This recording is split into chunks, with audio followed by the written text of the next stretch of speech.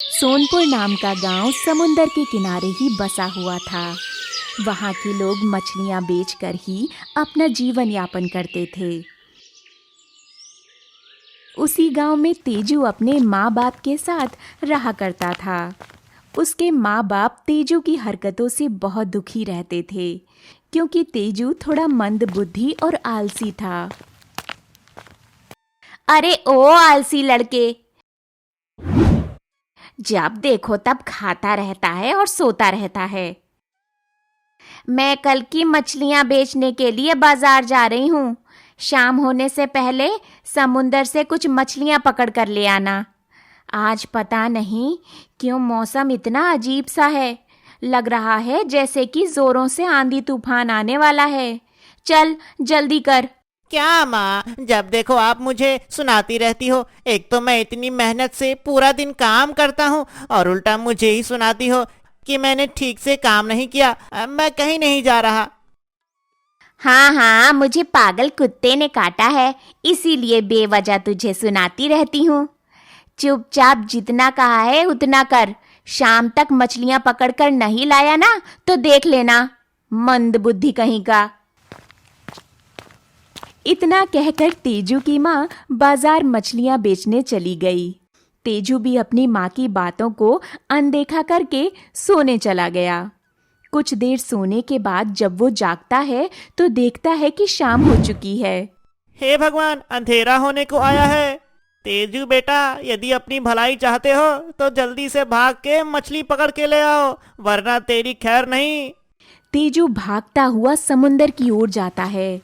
तभी तेजू देखता है कि आसमान में काले घने बादल घिरने लगे हैं। अरे अरे बादल भैया, थोड़ी देर रुक तो जाओ। मुझे बस थोड़ी सी मछली पकड़ने दो, उसके बाद तुम फट के बरस लेना। इतना कहते हुए तेजू समुंदर के पास पहुंच जाता है। उधर तेजू की माँ उसे पूरे घर में ढूंढने लगती है। तेजू, ओ तेजू, तेजू, अरे कहाँ चला गया ये मंदबुद्धि? चाची चाची, भैया तो समुंदर की ओर मछली पकड़ने गए हैं। हे भगवान, मैं इस लड़के को समझा समझा के थक चुकी हूँ। आसमान में इतने काले घने बादल गरज रहे हैं जैसे कि पूरे गांव को बहा देंगे। ये लड़का मेरी बात सुनता क्यों नहीं? इतना बड़ा हो गया है, न जाने कब अकल आएगी इसको, कब समझेगा कि कौन सा काम कब करना चाहिए। तेजू की माँ उदास मन से समुंदर की ओर देखने लगती है। थोड़ी देर बाद तूफान धीरे धीरे थमने लगता है और मौसम शांत हो जाता है, जिसके बाद तेजू मछलियाँ पकड़ने लगता है। अरे ये तो मूर्ख तेजू है। अभी देखना इसको कैसे बेवकूफ बना के इसकी सारी मछली को मैं अपनी बनाता हूँ। अरे तेजू, अंधेरा हो रहा है और तुम अभी तक मछली पकड़ रहे हो?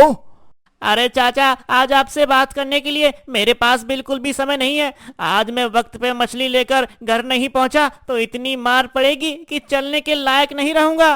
अरे बेटा, मैं तो तेरी भलाई के लिए ही बोल रहा था। तू मछली लेके वक्त पे चला भी जाएगा तो तुझे मार पड़ेगी ही पड़ेगी। वो क्यों भला है चाचा? अरे मरी हुई मछली भी कोई खाता है क्या? और तुम मरी हुई मछली लेकर जा रहे हो तो मार तो पड़ेगी। अरे हाँ चाचा, आप ठीक कह रहे हो। अब मैं क्या करूं? मेरे पास अब तो मछली पकड़ने के लिए बिल्कुल भी वक्त नहीं है। मैं तो बुरी तरह फंस गया चाचा। अरे बेटा, तुम दुखी मत हो। तेरा ये चाचा किस दिन काम आएगा। तुम ऐसा करो कि तुम अपनी सारी मछली मुझे दे दो, बदले में मैं तुम्हें एक बड़ी जिंदा मछली दूंगा। तेजू उस मछुआरे की बातों में फंस जाता है और एक जिंदा मछली के लिए अपनी सारी मछलियां उसे दे देता है और एक मछली लेकर घर की ओर चला जाता है।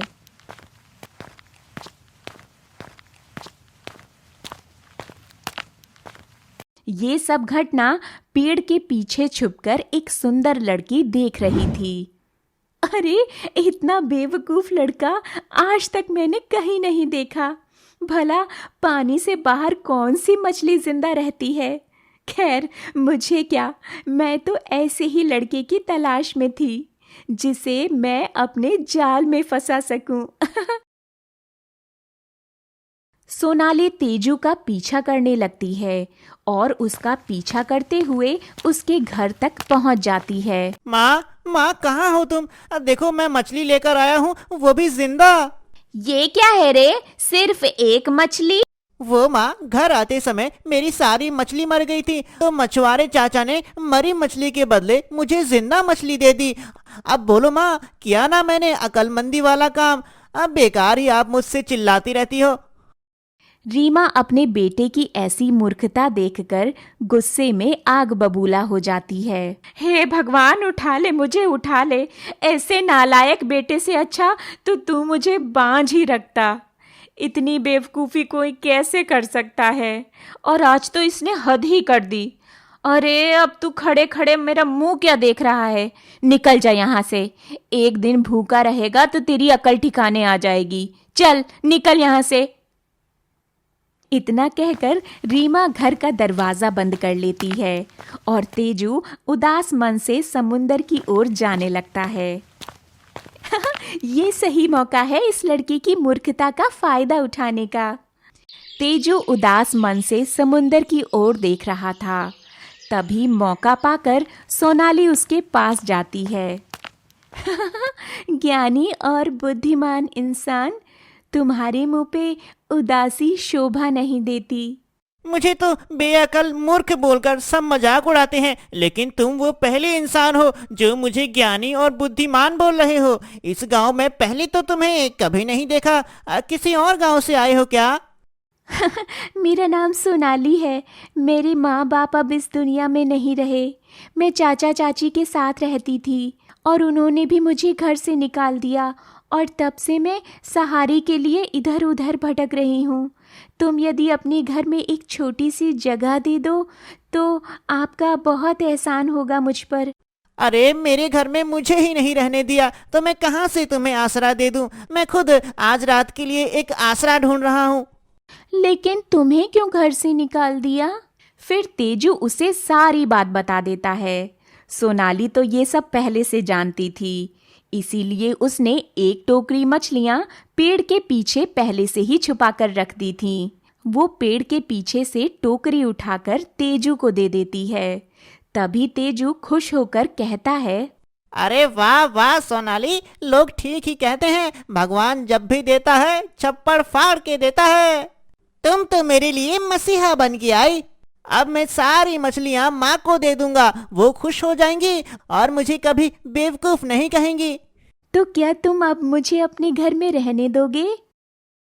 देखो तूने मेरी मछली ली, इसलिए मैं तुम्हें अपने घर में तो रहने दूंगा, पर तुम्हें हमेशा मेरी मदद करनी होगी। मेरा सारा काम तुम्हें करना होगा। सोनाली तेजू की सारी बात मान जाती है। फिर वो दोनों घर की ओर निकल पड़ते हैं। वो दोनों घर पहुंच जाते हैं। तेजू अपनी माँ को बुलाता है। तभी रीमा घर से बाहर आती है तो देखती है कि तेजू के साथ एक सुंदर सी लड़की है। तेजू अपनी माँ को सारी घटना बता देता है। माँ जी, मैं मुसीबतों की मारी हूँ, कृपया मुझ पर दया कीजिए। मुझे कुछ दिनों के लिए अपने घर में थोड़ी सी जगह दे दीजिए। रीमा उसकी बेबसी और लाचारी देखकर उसे अपने घर में जगह दे देती है। ऐसे ही कुछ महीने बीत जाते हैं और सोनाली पूरे प्रेम के साथ घुल मिल जाती है और रीमा को भी सोनाली बहुत पसंद आती है। एक दिन राजा के यहाँ काम करने वाली महिला तेजू के घर जाती है। तेजू, अरे ओ तेजू, कल राजा साहब ने महल में तुम्हें बुलाया है। महल का नाम सुनते ही सोनाली गुस्से से तिलमिला उठती है और महल में तेजू के साथ जाने का उपाय सोचने लगती है। रात में मौका देखकर सोनाली रीमा के पास जाती है और कहती है, माँ जी, आपको तो मालूम है हमारा तेजू कितना मूर्ख है। कहीं महाराज के सामने कुछ ऊंच नीच हो गई तो लेने के देने पड़ जाएंगे। तेजू तो किसी की भी बातों में आसानी से आ जाता है। कहीं महाराज तेजू को अपनी बातों में फंसा न लें। यदि आप कहें तो कल मैं तेजू के साथ महल चली जाऊं। रीमा को भी सोनाली की बात ठीक लगती है और वो सोनाली को जाने के लिए हाँ कर देती है।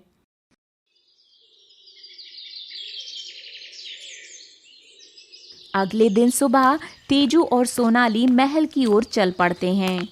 जैसे जैसे सोनाली महल की ओर बढ़ रही थी, उसका गुस्सा और भी ज़्यादा बढ़ता जा रहा था। तेजू जब देखता है तो पूछता है, अरे सोनाली, अभी तो तुम ठीक थी, अचानक क्या हुआ तुम्हें? सोनाली उसे कोई जवाब नहीं देती। कुछ अंदर चलने के बाद वे दोनों महल पहुंच जाते हैं। तेजू सीधा महल में महाराज से बात करने के लिए चला जाता है, तो वहीं सोनाली महल में इधर उधर देखने लगती है, जैसे कि कुछ ढूंढ रही हो। वो महल में घूमते घूमते एक कक्ष के पास पहुंच जाती है, जहां पर वो देखती है कि एक कक्ष में ताला लगा हुआ है। फिर भी कक्ष के बाहर बहुत सारे सैनिक पहरा दे रहे हैं। सोनाली पहले तो कुछ सोचती है, फिर कहती है, मिल गया मुझे। जिस चीज़ की मुझे तलाश है वो चीज़ मुझे इसी कक्ष में मिलेगी। पर सबसे पहले मुझे इस कक्ष की चाबी ढूंढनी होगी और मुझे पक्का यकीन है वो चाबी मुझे उस दुष्ट महाराज के कक्ष में ही मिलेगी। इतना कहकर सोनाली गुस्से में वहाँ से चली जाती है। इधर महाराज और तेजू एक दूसरे से बात कर रहे होते हैं। सुन रहे तेजू, कल मेरे बेटे का जन्मदिन है और मुझे कल के कल ही 22 टोकरी मछली चाहिए, वो भी ताजी। महाराज, 22 टोकरी मछली, वो भी कल की कल? महाराज, इतनी सारी मछलियाँ कल मुझसे नहीं हो पाएगा। कृपया आप किसी और मछुआरे को बोल दीजिए, हमसे नहीं हो पाएगा महाराज। क्या कहा? तुमसे नहीं हो पाएगा? तुम्हारी हिम्मत कैसे हुई मुझे मना करने की? मछलियाँ तो तुम्हें ही लाना होगा, चाहे जैसे भी हो। इससे ज्यादा मैं कुछ नहीं सुनना चाहता। और हाँ, यदि कल मछलियाँ वक्त पर नहीं पहुँची तो तुम्हें तुम्हारी माँ समेत काल कोठरी में डाल दूंगा। फिर वो दोनों घर की ओर निकल गए। सोनाली पूरे रास्ते यही सोचती रही कि उस चाबी को किस तरह से हासिल करे कि चाबी भी मिल जाए और किसी को कुछ पता भी ना चले। इधर तेजू भी ये सोच के परेशान हो रहा था कि यदि वो कल 22 टोकरियां मछली ना ले जा सका तो उसे काल कोठरी में बंद कर दिया जाएगा। कुछ देर बाद वो लोग घर पहुंच जाते हैं। जैसे तैसे रात कट जाती है। सोनाली, अबे ओ सोनाली, यहाँ मेरी जान पे बनाई है और तुम हो अपनी नींद पूरी करने में लगी हो। जल्दी करो, मछली पकड़ने में देर हो रही है। फिर वो दोनों मछलियाँ पकड़ने समुंदर की ओर चले जाते हैं। सुबह से दोपहर हो जाती है और तेजू थोड़ी सी ही मछलियाँ पकड़ पाता है। अरे सोनाली, तुम्हें दिखाई नहीं दे रहा क्या? तुम देख नहीं रही हो? सुबह से दोपहर हो गई है, तुम मछली पकड़ने में मेरी मदद क्यों नहीं कर रही हो? क्या क्या कहा तुमने? मदद तो मैं कर सकती हूँ। यदि तुम चाहो तो मैं 22 टोकरियाँ मछली भी तुम्हें दे सकती हूँ, लेकिन इसके लिए बस तुम्हें मेरी एक बात माननी होगी। हाँ, मैं तुम्हारी सारी बातें मानूंगा। जान से भी बढ़ के कुछ है भला क्या? बोलो, क्या करना होगा मुझे? ज्यादा कुछ नहीं, कल फिर से मुझे महल लेकर चलोगे तुम? हाँ हाँ, क्यों नहीं, मैं तुम्हें जरूर लेकर चलूंगा। पर पहले मुझे मछली पकड़ के दो, तभी तो मैं तुम्हें महल ले जा पाऊंगा। फिर दोनों मिलकर मछलियां पकड़ने लगते हैं। सोनाली कुछ ही क्षणों में देखते ही देखते 22 टोकरियां मछलियां पकड़ लेती है। वो दोनों अगली सुबह होने का इंतजार करने लगते हैं। अगली सुबह जब तेजू और सोनाली मछली के साथ महल पहुंचते हैं तो देखते हैं कि पूरे गांव वाले महल में दावत का लुत्फ उठा रहे थे। तभी तेजू और सोनाली भी दावत में पहुंच जाते हैं। जब महाराज, मेहमान और गांव वाले दावत का लुत्फ उठाने में मग्न थे, तभी सोनाली जाकर महाराज के कक्ष से चुपके से उस खुफिया कक्ष की चाबी चुरा लेती है और उस कक्ष की ओर चली जाती है। सोनाली कक्ष के पास पहुंचती है तो देखती है कि अभी भी 2 पहरेदार कक्ष के बाहर पहरा दे रहे थे। सोनाली जादू से दोनों पहरेदारों को बेहोश कर देती है और दरवाजा खोलकर अंदर चली जाती है। अंदर में जो नज़ारा सोनाली को दिखा उससे उसके होश उड़ गए। उसने देखा उसकी बहन पानी से भरे टैंकर में खड़ी है। उसके दोनों हाथ और पूंछ जंजीरों से बंधे हुए हैं। सोनाली जल्दी से अपनी बहन को टैंकर से बाहर निकालती है और जादू से उसे लेकर गायब हो जाती है। दावत खत्म होती है। सब अपने अपने घर चले जाते हैं। ये सोनाली कहाँ चली गई? दावत भी खत्म हो गई, पर इस लड़की का कोई पता नहीं। कहीं वो घर तो नहीं गई? शायद हो सकता है, मैं जाके पहले देख लेता हूँ। महाराज भी अपने कक्ष में आराम करने चले जाते हैं। महाराज कक्ष में जाते ही देखते हैं कि उनकी खुफिया कमरे की चाबी गायब है। राजा जोरों से चिल्लाते हैं, सैनिकों, सैनिकों, कहाँ मर गए सबके सब? जल्दी यहाँ आओ। जी हुजूर, देरी के लिए माफी हुजूर। हुजूर के बच्चे, मेरे इस खुफिया दरवाजे की चाबी कहाँ है? कौन आया था इस कमरे में? हुजूर, कोई नहीं आया था हुजूर। कोई नहीं आया था तो चाबियां क्या अपने आप गायब हो गईं? हुजूर, हम सच कह रहे हैं। हुजूर, आपके कक्ष में आपके सिवा आज पूरा दिन कोई नहीं आया था। हाँ हुजूर, याद आया, उस तेजू मछुआरे की बहन घूमते हुए यहाँ आई थी, पर हुजूर हमने उसे वापस भेज दिया था। उसके बाद यहाँ कोई नहीं आया हुजूर। झूठ पे झूठ, तेजू की कोई बहन नहीं है। नहीं हुजूर, तेजू की एक बहन भी है। जब वो मछली देने आई थी तब भी दोनों साथ में ही थे। जब मैंने पूछा तो कहा मेरे दूर की मौसी की लड़की है। तभी हमने उसे महल के अंदर भी आने दिया। अच्छा, तो क्या तुमने उन दोनों को वापस जाते हुए देखा था? नहीं महाराज, मैंने सिर्फ तेजू को जाते हुए देखा था। उसके बाद उस लड़की को कहीं नहीं देखा। फिर तुमने ये जानने की कोशिश की कि वो लड़की कहाँ गई? नहीं, मूर्ख हो तुम सबके सब, किसी काम के नहीं हो तुम लोग। अब खड़े खड़े मेरा मुंह क्या देख रहे हो? ढूंढो उस लड़की को। राजा के कहने पर सारे सैनिक उस लड़की को ढूंढने लगते हैं और राजा भी खुफिया कमरे की ओर चल देते हैं। राजा जैसे ही खुफिया कमरे के पास जाते हैं, उनकी आंखें फटी की फटी रह जाती हैं। राजा जल्दी से सैनिकों को जगाते हैं और उनसे पूछते हैं, तुम लोग बेहोश कैसे हो गए? और हाँ, ये दरवाजा किसने खोला? महाराज, हम तो बस पहरा दे रहे थे, फिर पता नहीं कैसे अचानक चक्कर आ गया और हम दोनों बेहोश हो गए। पर महाराज, मैंने बेहोश होते समय एक परछाई सा देखा था, जैसे जैसे कोई लड़की हमारी ओर आ रही हो। हाँ, समझ गया, ये सब उसकी लड़की का काम है। महाराज, महाराज, हमने पूरा महल देख लिया, वो लड़की कहीं नहीं मिली। वो लड़की अब मिलेगी भी नहीं। उस लड़की को लाने का एक ही तरीका है, जाओ और जाके उस लड़के तेजू को उठा लाओ। वो लड़की खुद ब खुद आ जाएगी। सैनिक तेजू को पकड़ने के लिए गांव की ओर चले जाते हैं। इधर तेजू समुंदर के पास सोनाली को ढूंढ रहा था। सोनाली, सोनाली, हाँ, ना जाने ये लड़की कहाँ चली गई। पूरा गांव देख लिया, पूरा बाजार देख लिया, अब समुंदर किनारे भी देख लिया, कहीं नहीं है। ना जाने कहाँ चली गई ये लड़की। मुझे तो बहुत चिंता हो रही है। क्या करूं, बहुत देर हो गई है। माँ भी परेशान हो रही होगी। अब मुझे घर चले जाना चाहिए। क्या पता वो घर पे आ गई हो। ये ठीक रहेगा। छुटकी, तू ठीक तो है ना? तू नहीं जानती मैं कितना परेशान थी।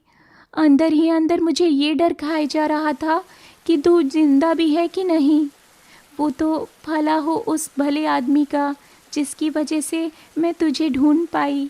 दीदी, वैसे कौन था वो भैया? मुझे देखना है, मुझे दिखाओ दीदी, दिखाओ मुझे। तभी सोनाली शीशे में जादू करती है और देखने लगती है। देख रही हो छुटकी, थोड़ा सा बेअकल है पर मन का बहुत अच्छा है। सोनाली तेजू के बारे में छुटकी को बता ही रही थी, तभी वो देखती है कि राजा के सैनिक तेजू को पकड़कर महल ले जा रहे हैं। छुटकी, मैंने तुम्हें तो मुसीबत से बचा लिया, पर उस मुसीबत का क्या जो मेरी वजह से उन लोगों पर टूट पड़ी है। छुटकी, अभी मुझे जाना होगा, तुम अपना ख्याल रखना, मैं जल्दी आ जाऊंगी। सोनाली सीधे महल में राजा के पास जाती है। सोनाली को राजा देखकर कहता है, आखिरकार आ ही गई तू। अच्छे से जानता हूँ तुझे। चुटकी ना सही तो तू ही सही। सैनिकों, बंदी बना लो इस लड़की को। जैसे ही सैनिक आगे बढ़ते हैं, सोनाली अपने जादू से सबको मूर्छित कर देती है। दुष्ट राजा, मैं चाहती तो तुझे उसी दिन तुम्हारी किए की सजा दे सकती थी, पर मैंने उसे तेरी भूल समझकर तुझे माफ कर दिया था। पर तू क्षमा के योग्य नहीं है। तुझे बहुत मज़ा आता है ना दूसरे जीवों जानवरों को परेशान करने में, तो ले, अब तू भी एक जानवर बन जा। इतना कहकर सोनाली अपनी शक्ति से राजा को केकड़ा बना देती है। राजा, अब तुझे दूसरे पशु पक्षी और जानवरों की अहमियत का पता चलेगा। इतना कहकर सोनाली तेजू को लेकर गांव की ओर चली जाती है।